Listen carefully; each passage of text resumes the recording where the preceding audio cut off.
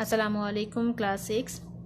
In our previous class, we studied about Jannah, its complete description, the people who will enter Jannah, what type of the people will get into Jannah, and what type of the happiness and what type of the place is Jannah. And today we are going to read about Jahannam. It's lesson number 4. There is complete description, what type of the place it is, what type of the people will enter into Jahannam, and what type of the suffering the people have to face there. It's a very horrible place.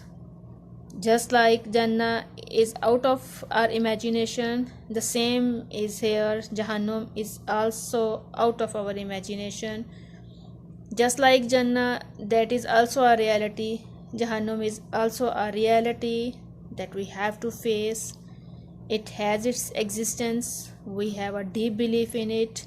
We have the belief that after raising from our graves, we have to face our actions. We have to face the punishment that we have against the actions that we have done in this world.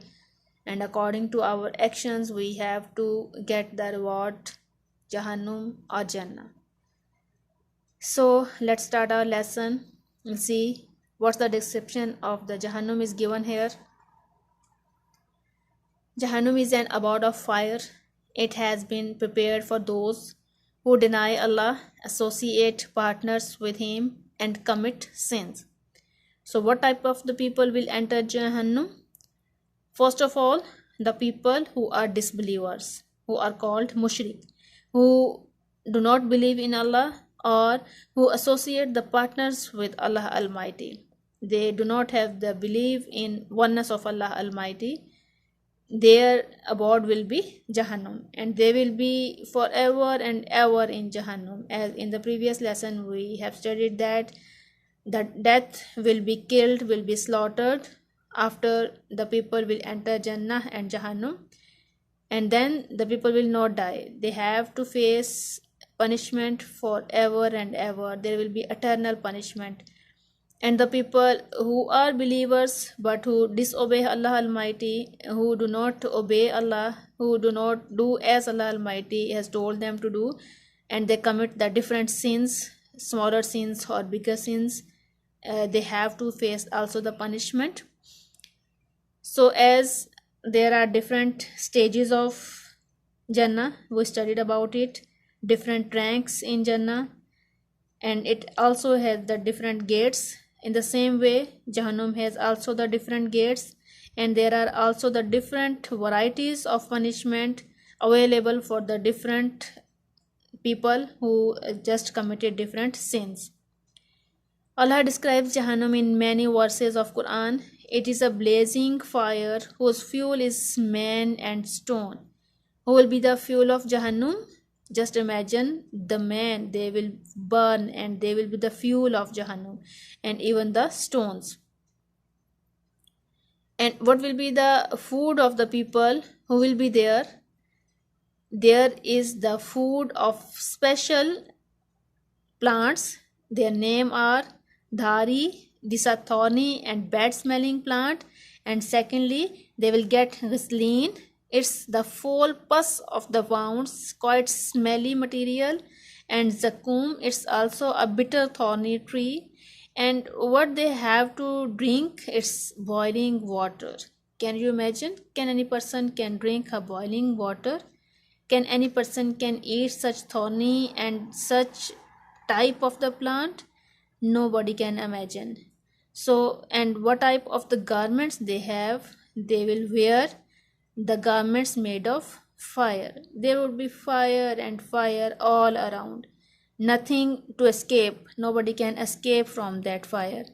If a person try to run out from the fire, he came on the gates of Jahannam, he comes on the boundaries of Jahannam. There he will find the guards. They will beat him bitterly and again send him back to Jahannam. They even scold them also, and even they find the big size of snake, and scorpions to bite them. We cannot imagine the size of that animals also, and how much poison these animals have, we know. And their poison on that day will much increase, and everything is out of the imagination of people. Abu Huraira reported that the Messenger of Allah said, the hellfire complained to its Lord and said, O Allah, part of me has devoured other parts, so let me breathe. Allah allowed to breathe twice, one breath in winter and other breath in summer. It's mean Jahannam is so hot that its one part is eating the other one. So it complained against such hotness to Allah Almighty, and Allah Almighty allow it to have to breathe. So when we have much hotness in summer, it's one breath of Jahannam. And when we have much cold in winter, it's also a breath of Jahannam, because Jahannam is of two types. There is much hotness also, and there is much coldness also. So there is another hadith. It was also reported by Abu Huraira that Rasulullah sallallahu alaihi wasallam said, your fire on earth is equal to but one of 70 part of the hellfire. You know, our fire here that we burn in our stoves, it's just one part of the 70 parts of the hellfire. How hot this fire is, can we put our finger there? No. Even if we just get a little of that finger of that fire, it will burn us. So we cannot bear that hotness of that fire. So just imagine the hellfire, it's 70 times greater than the fire of this world. They said, by Allah, our fire would have been enough. He said, it exceeds our fire 69 times. Every part is just as hot as our fire, earthly fire. So it just explains that how hot will be the fire of the Jahannam. There are some other descriptions. Jahannam has 7 gates as Jannah has. And at every gate there will be a scorpion and snake. And as I told you, these are not of the size of here in this world. There are much bigger size that we will find there in Jahannam. The roar of Jahannam will echo within it, and it will burst with fury, sending out sparks as big as logs. Waves of the fire will rush over those being punished, and wall of the fire will stretch in every direction. There will be no way to escape and no place to rest when there is fire and fire everywhere. So how can a person can feel a peace there? How can a person can be relaxed there? There are big animals to bite you, there are poisonous animals, and there is everything of fire, and there is burning water, there is burning food. So what type of the punishment of the people of Jahannam will get? Just imagine and say astaghfirullah, astaghfirullah, Allahumma ajirna minan nar. We should say this dua 7 times in day, in the morning and even in the evening. Wrongdoers will be dragged to and thrown into the pit of Jahannam, a lake of fire and flame that is 70 times hotter than the hottest flame on earth. Jahannam will be the permanent place for the worst and criminals and wicked souls. Some of them, if they were Muslims, will eventually get out of it after their punishment is completed. As I already told you that the people who will be Muslim but who are sinners, who will be sinners, they will come out after completing their punishment. But the people who were disbelievers in this world, they will be forever and ever in such a punishment. They will not come out. There will be no escape for them. Rasulullah sallallahu alaihi wasallam taught us many duas for protection from the terrible place, and we must do all that Allah command us to do and give up all the bad habits and wrong deeds to save ourselves from Jahannam. So we should ask duas. Just I told you that Allahumma ajirna minan nar, and there are many other duas that Nabi sallallahu alaihi wasallam told us to save ourselves from the fire of Jahannam. and we should also try to do good deeds and try to avoid the bad deeds to save ourselves from Jahannam. Here is a verse of Quran: save yourselves and your families from a fire whose fuel is man and stone. Some of his companions were with him, including an old man who asked him, O Messenger of Allah, are they the same stones as one we have in this world? Rasulullah sallallahu alaihi wasallam answered, by Allah, a stone from hellfire is bigger than the mountains of this world all put together.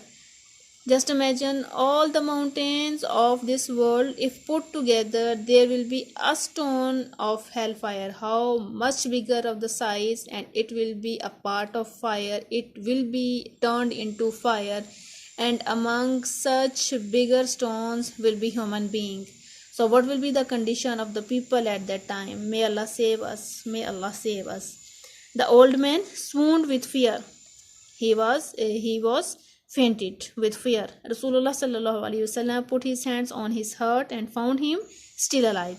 He called him and said, say, there is no God but Allah. The man said as he was told. Rasulullah sallallahu alaihi wasallam gave him the good news that he was destined for Jannah. His companions wondered, O Messenger of Allah, for all of us?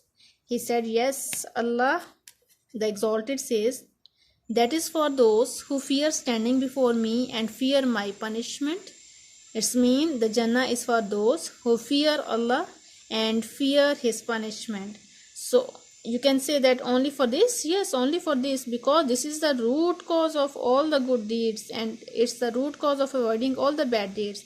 If we believe in Allah, if we fear Allah, then we will not do any bad thing. If we are doing something wrong and we remember that Allah is watching us and we have the fear of Allah, we eventually will stop that doing bad thing. So what will be the result? Inshallah, we will get Jannah. Ibn Abid ad-Dunya reported that Abdurrahman bin Harith bin Hisham said, Abdullah bin Hanzala fell ill and I went to visit him. One of his visitors recited the verse, for them there is a hell as a couch below and folds of covering above. On hearing it, he sobbed till I felt he was going to breathe his last and said, they are between folds of fire.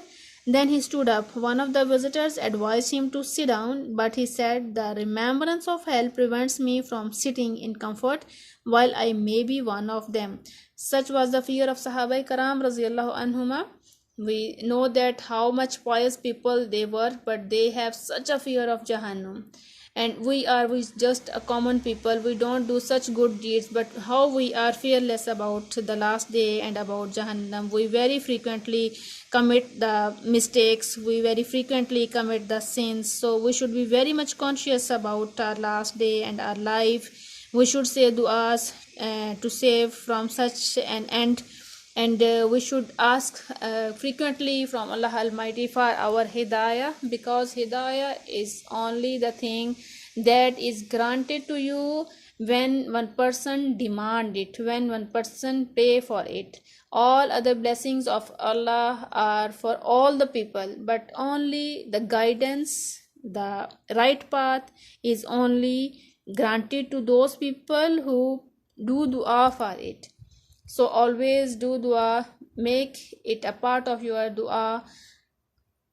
Allahumma hdini, Allahumma hdini. So when you always do dua to Allah Almighty to show you the right path, so Allah Almighty will guide you definitely, inshallah, and we will get a good reward.